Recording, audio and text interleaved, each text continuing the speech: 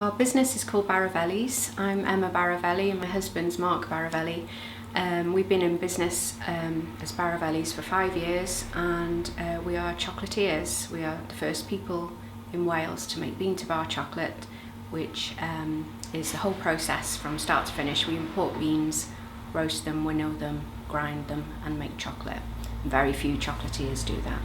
We needed to source cocoa beans for our bean to bar, and because it was quite a pioneering process, there was no information out there. We had to do a lot of digging, and Mark did a lot of research on the internet and eventually found a farmer in Costa Rica who we were happy to deal with because he was doing a lot for the community, and it was direct trade rather than fair trade. And he was running a free school for all the locals so they could go and learn how to grow the cocoa tree that they might have on their little piece of land, and maximise their crop. He was doing amazing things and for employment and for healthcare. One of our greatest achievements is recently being invited down to London to help judge the Academy of Chocolate competition.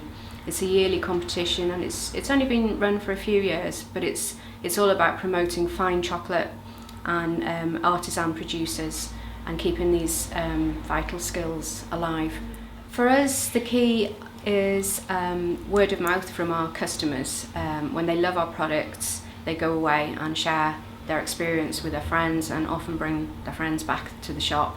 And that, combined with social media to interact with customers who can't get to the shop, is vitally important. I think a successful business person always keeps looking to the future, developing new ideas, seeing how they can improve their skills, and just generally developing instead of sitting back and saying, yes, I've done it now. Just keep looking to the future. Tip number 1 is know your customer. Do your research and understand what they want to buy from you. So don't spread yourself too thin.